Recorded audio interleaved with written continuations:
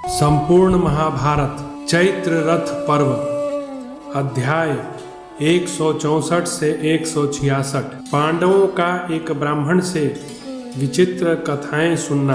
द्रोण के द्वारा द्रुपद के अपमानित होने का वृत्तांत। द्रुपद के यज्ञ से धृष्टद्युम्न और द्रौपदी की उत्पत्ति। जन्मेजय ने पूछा, ब्राह्मण पुरुष सिंह, पांडवों ने उस प्रकार बकासुर का वध करने के पश्चात कौन सा कार्य किया? तब वैशंपायन जी ने कहा, राजन, बकासुर का वध करने के पश्चात पांडव लोग ब्रह्म तत्व का प्रतिपादन करने वाले उपनिषदों का स्वाध्याय करते हुए वहीं ब्राह्मण के घर में रहने लगे। तदनंतर कुछ दिनों के बाद एक कठोर नियमों का पालन करने वाला ब्राह्मण ठहरने के लिए उन ब्राह्मण देवता के घर पर आया। उन विप्रवर का सदा घर पर आए हुए सभी अतिथियों की सेवा करने का व्रत था। उन्होंने आगंतुक ब्राह्मण की भली भांति पूजा करके उसे ठहरने के लिए स्थान दिया।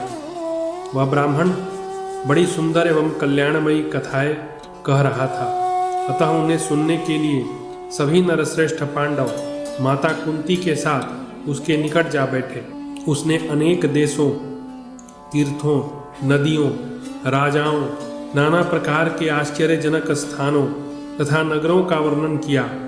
जन्मेजय, बातचीत के अंत में उस ब्राह्मण ने वहां यह भी बताया कि पांचाल देश में यज्ञसेन कुमारी द्रौपदी का अद्भुत स्वयंवर होने जा रहा है। धृष्टद्युम्न और शिखंडी की उत्पत्ति तथा द्रुपद के महायज्ञ में द्रौपदी का बिना माता के गर्भ के ही यज्ञ की वेदी से जन्म होना आदि बातें उसने कही। उस महात्मा ब्राह्मण का इस लोक में अत्यंत अद्भुत प्रतीत होने वाला वह वचन सुनकर कथा के अंत में पुरुष शिरोमणि पांडवों ने विस्तार पूर्वक जानने के लिए पूछा। पांडव बोले, द्रुपद पुत्र धृष्टद्युम्न का यज्ञाग्नि से और कृष्णा का यज्ञ वेदी के मध्य भाग से अद्भुत जन्म किस प्रकार हुआ? धृष्टद्युम्न ने महाधनुर्धर द्रोण से सब अस्त्रों की शिक्षा किस प्रकार प्राप्त की? ब्राह्मण, द्रुपद और द्रोण में किस प्रकार मैत्री हुई और किस कारण से उनमें वैर पड़ गया? वैशंपायन जी कहते हैं, राजन, पुरुष शिरोमणि पांडव के इस प्रकार पूछने पर आगंतुक ब्राह्मण ने उस समय द्रौपदी की उत्पत्ति का सारा वृत्तांत सुनाना आरंभ किया। आगंतुक ब्राह्मण ने कहा, गंगा द्वार में एक महान बुद्धिमान और परम तपस्वी भरद्वाज नामक महर्षि रहते थे, जो सदा कठोर व्रत का पालन करते थे। एक दिन वे गंगा जी में स्नान करने के लिए गए। वहां पहले से ही आकर सुंदरी अप्सरा घृताची नाम वाली गंगा जी में गोते लगा रही थी। महर्षि ने उसे देखा। जब नदी के तट पर खड़ी हो वह वस्त्र बदलने लगी, उस समय वायु ने उसकी साड़ी उड़ा दी। वस्त्र हट जाने से उसे नग्न अवस्था में देखकर महर्षि ने उसे प्राप्त करने की इच्छा की। मुनिवर भरद्वाज ने कुमार अवस्था से ही दीर्घकाल तक ब्रह्मचर्य का पालन किया था। घृताची में चित्त आसक्त हो जाने के कारण उनका वीर्य स्खलित हो गया।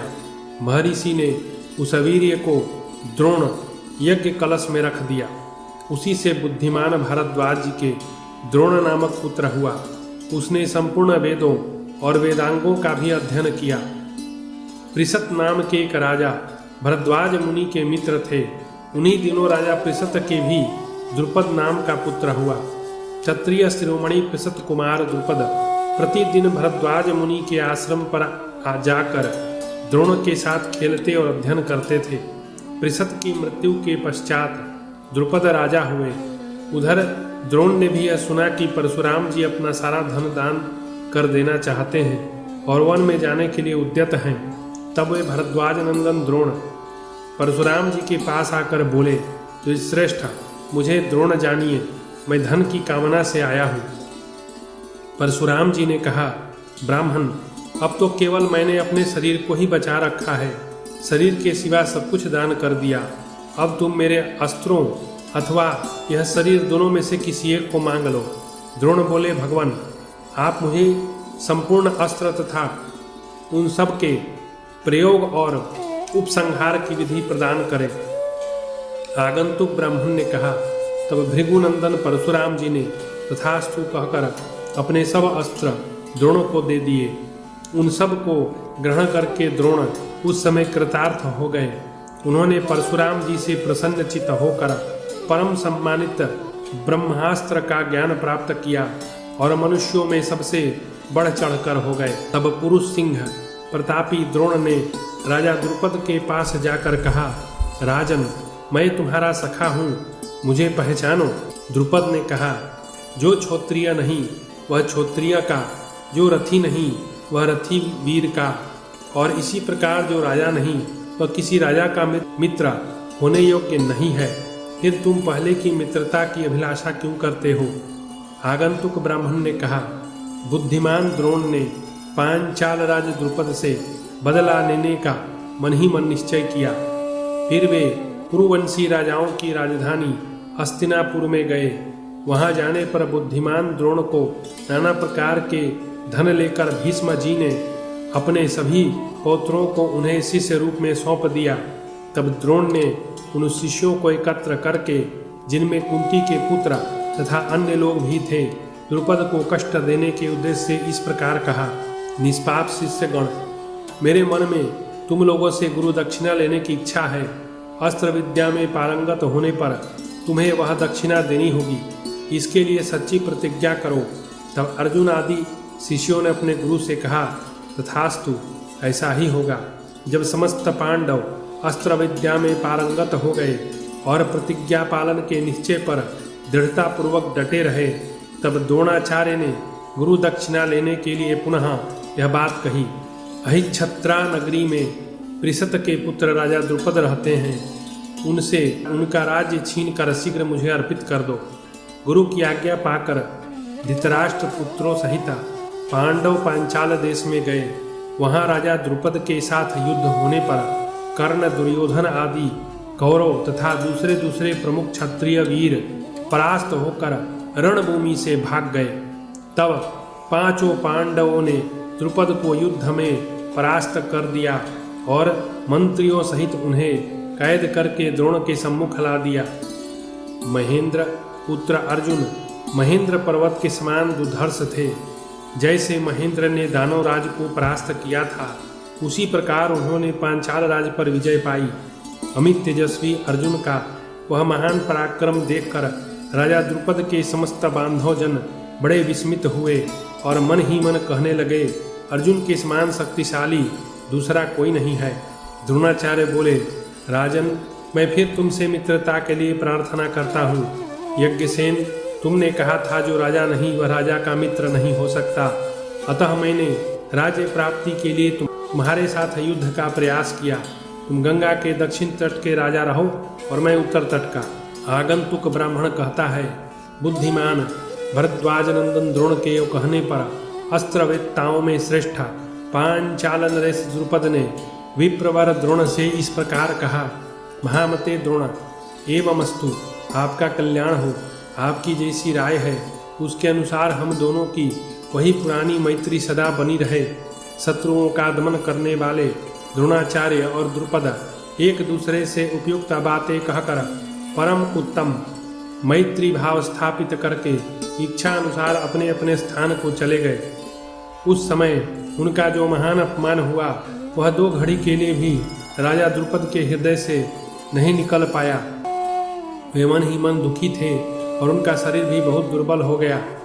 आगंतुक ब्राह्मण कहता है, राजा द्रुपद अमर से भर गए थे, अतः उन्होंने कर्म सिद्ध श्रेष्ठ ब्राह्मणों को ढूंढने के लिए बहुत से ब्रह्मर्षियों के आश्रमों का भ्रमण किया। वे अपने लिए एक श्रेष्ठ पुत्र चाहते थे। उनका चित्त शोक से व्याकुल था। वे रात दिन इसी चिंता में पड़े रहते थे कि मेरे कोई श्रेष्ठ संतान नहीं है। जो पुत्र या भाई बंधु उत्पन्न हो चुके थे उन्हें वे खेदवश धिक्कारते रहते थे। द्रोण से बदला लेने की इच्छा रखकर राजा द्रुपद सदा लंबी सांसें खींचा करते थे। जन्मेजय नृपश्रेष्ठ द्रुपद द्रोणाचार्य से बदला लेने के लिए यत्न करने पर भी उनके प्रभाव, विनय, शिक्षा एवं चरित्र का चिंतन करके छात्र बल के द्वारा उन्हें परास्त करने का कोई उपाय न जान सके। वे कृष्णवर्णा, यमुना तथा गंगा दोनों के तटों पर घूमते हुए ब्राह्मणों की पवित्र बस्ती में जा पहुँचे। वहाँ उन महाभाग नरेश ने एक भी ऐसा ब्राह्मण नहीं देखा जिसने विधि पूर्वक ब्रह्मचर्य का पालन करके वेद वेदांग की शिक्षा न प्राप्त की हो। इस प्रकार उन महाभाग ने वहाँ कठोर व्रत का पालन करने वाले ध्रुव ब्रह्मर्षियों को देखा, जिनके नाम थे याज उपयाज। ये दोनों ही परम शांत और परम श्रेष्ठी ब्रह्मा के तुल्य प्रभावशाली थे। वे वैदिक संहिता के अध्ययन में सदा संलग्न रहते थे। उनका गोत्र काश्यप था। वे दोनों ब्राह्मण सूर्यदेव के भक्त बड़े ही योग्य था श्रेष्ठ ऋषि थे। उन दोनों की शक्ति को समझकर आलस्य रहित राजा द्रुपद ने उन्हें संपूर्ण मनोवांछित भोग पदार्थ अर्पण करने का संकल्प लेकर निमंत्रित किया। उन दोनों में से जो छोटे उपयाज थे वे अत्यंत उत्तम व्रत का पालन करने वाले थे।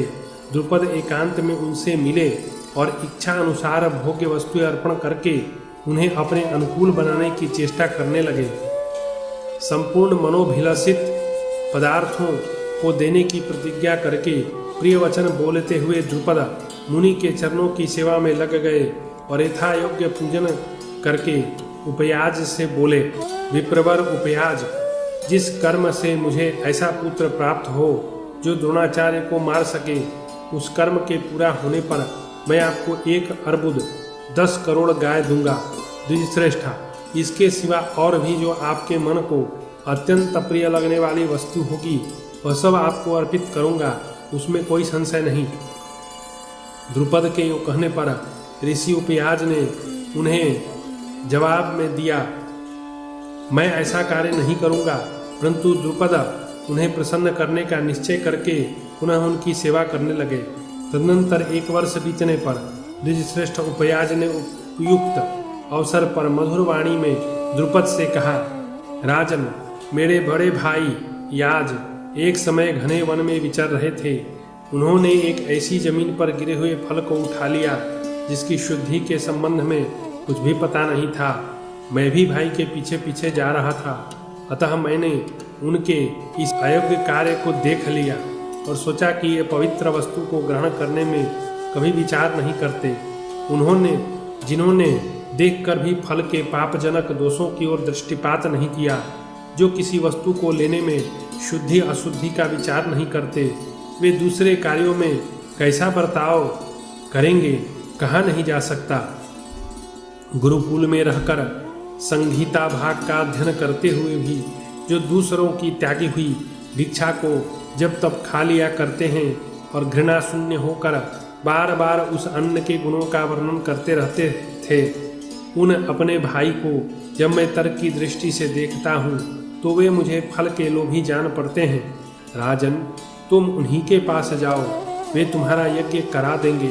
राजा द्रुपद उपयाज की बात सुनकर याज के इस चरित्र की मन ही मन निंदा करने लगे, तो भी अपने कार्य का विचार करके याज के आश्रम पर गए और पूजनीय याज मुनि का पूजन करके तब उनसे इस प्रकार बोले, भगवान, मैं आपको 80,000 गौएं भेंट करता हूँ, आप मेरा यज्ञ करा दीजिए।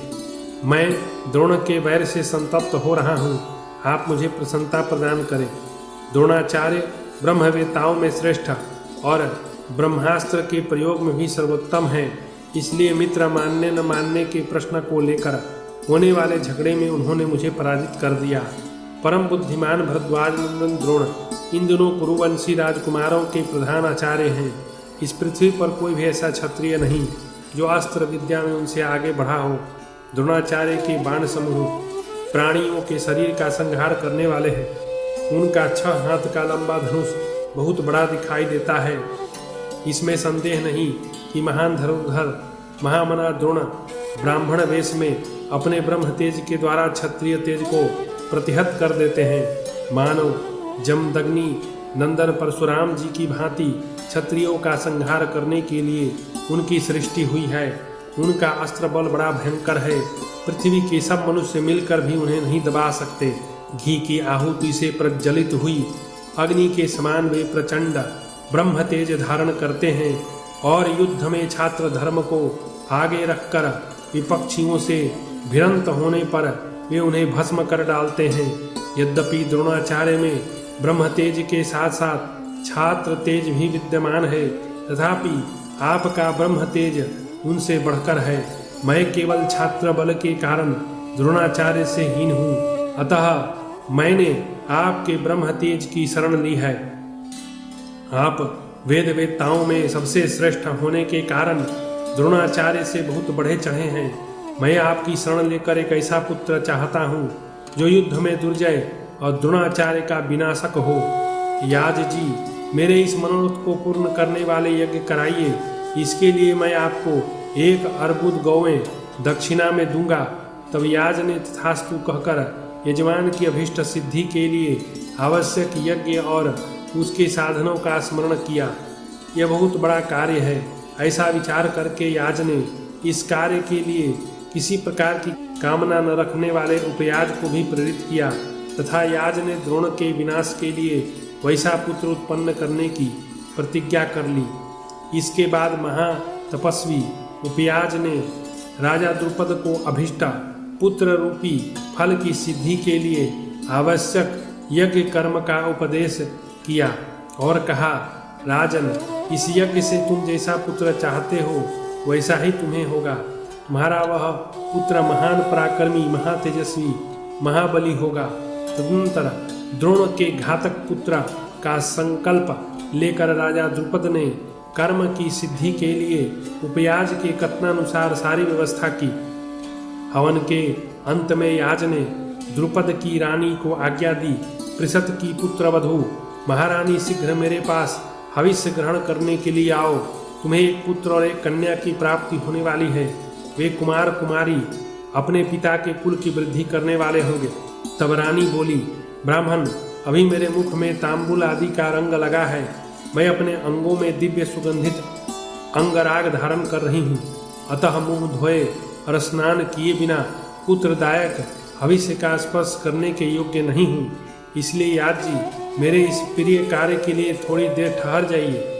याज ने कहा, इस भविष्य को स्वयं याज ने पकाकर तैयार किया है और उपयाज ने इसे अभिमंत्रित किया है, अतः तुम आओ या वहीं खड़ी रहो। यह भविष्य यजमान की कामना को पूर्ण कैसे नहीं करेगा। ब्राह्मण कहता है। यूँ कहकर याज ने उस संस्कार युक्त भविष्य की आहुति ज्यों ही अग्नि में डाली, त्यों ही उस अग्नि से देवता के समान तेजस्वी एक कुमार प्रकट हुआ। उसके अंगों की कांति अग्नि की ज्वाला के समान उद्भासित हो रही थी। उसका रूप भय उत्पन्न करने वाला था। उसके माथे पर किरीट शोभित था। उसने अंगों में उत्तम कवच धारण कर रखा था। हाथ में खड्ग, बाण और धनुष धारण किए वह बार बार गर्जना कर रहा था। वह कुमार उसी समय एक श्रेष्ठ रथ पर जा चढ़ा, मानो उसके द्वारा युद्ध के लिए यात्रा कर रहा हो। यह देखकर पांचालों को बड़ा हर्ष हुआ और वे जोर जोर से बोल उठे, बहुत अच्छा, बहुत अच्छा।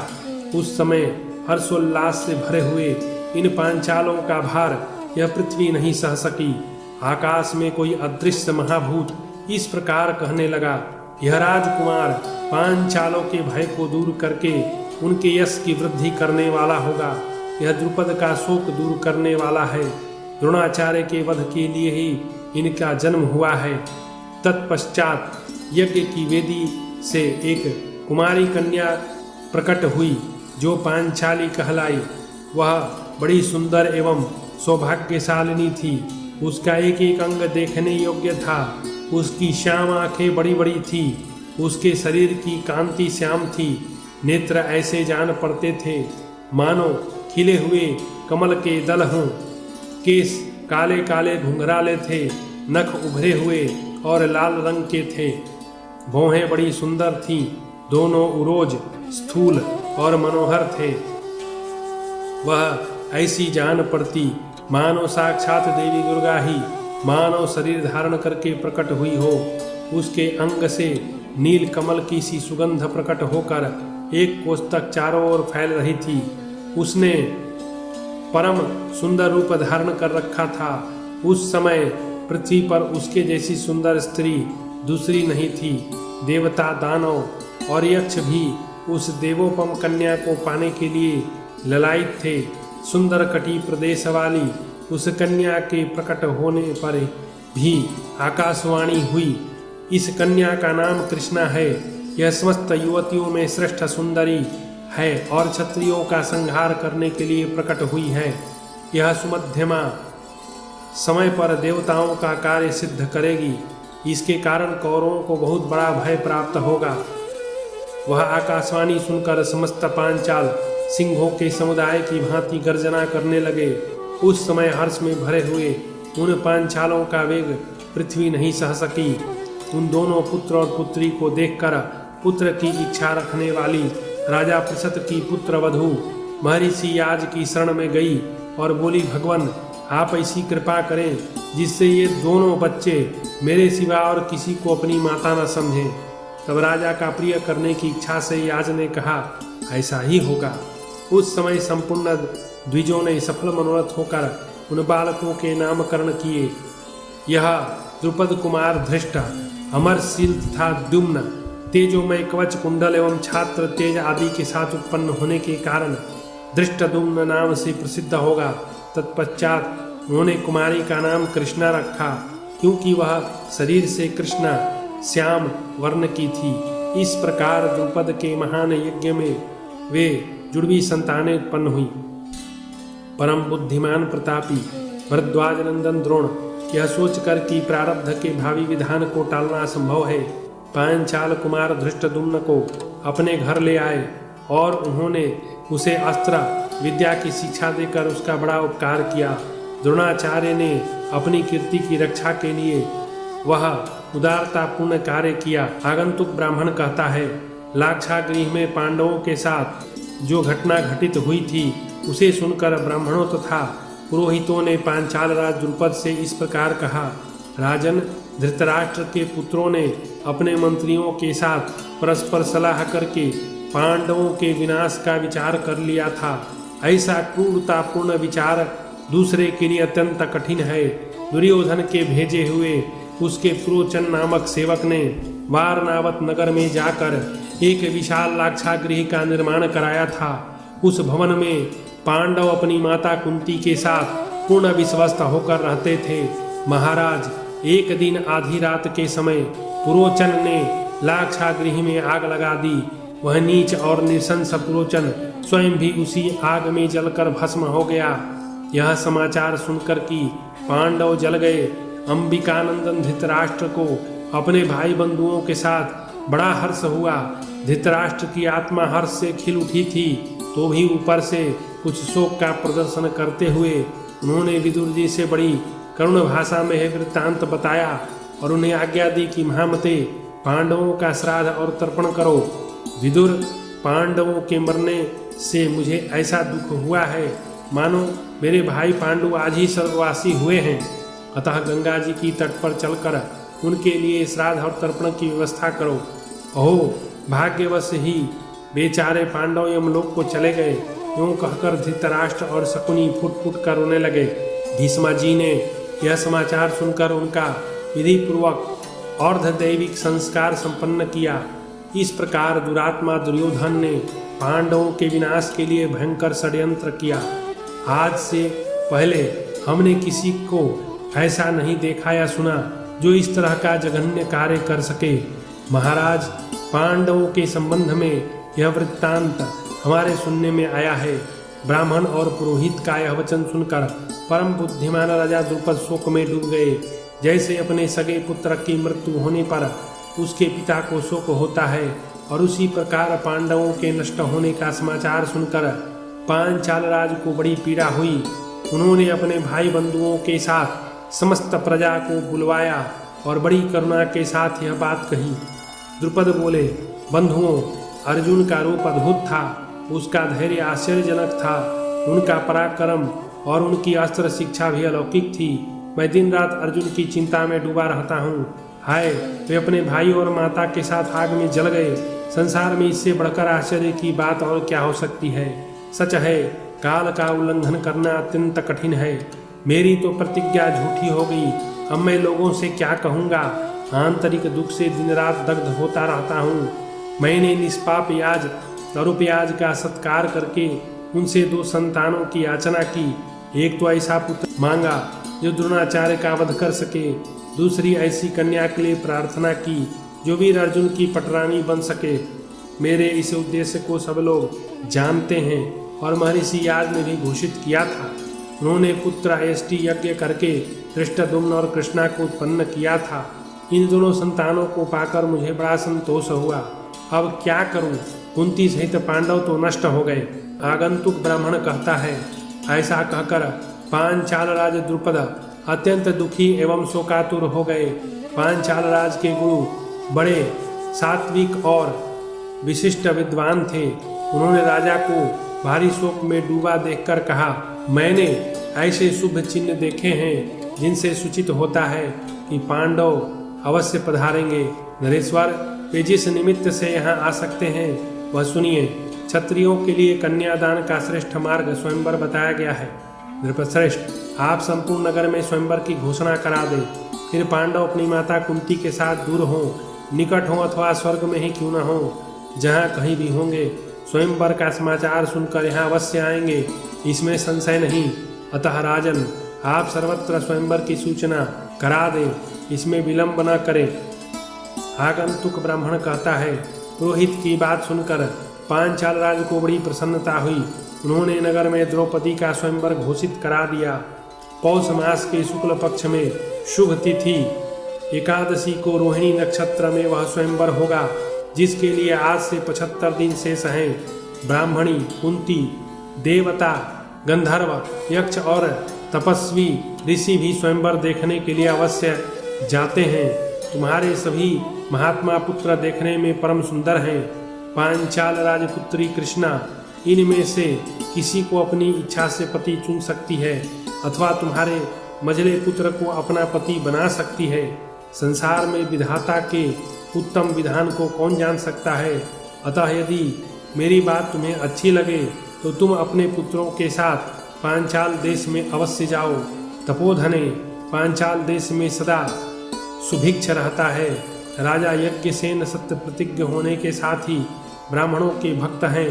वहाँ के नागरिक भी ब्राह्मणों के प्रति श्रद्धा भक्ति रखने वाले हैं। उस नगर के ब्राह्मण भी अतिथियों के बड़े प्रेमी हैं। वे प्रतिदिन बिना मांगे ही न्योता देंगे। मैं भी अपने इन शिष्यों के साथ वहीं जाता हूँ। ब्राह्मणी, यदि ठीक जान पड़े तो चलो, हम सब लोग एक साथ ही वहाँ चलेंगे। इतना कहकर वे ब्राह्मण चुप हो गए। इस प्रकार श्री महाभारत आदि पर्व के अंतर्गत चैत्र रथ पर्व में द्रौपदी प्रादुर्भाव विषयक 164 से 166वां अध्याय पूरा हुआ।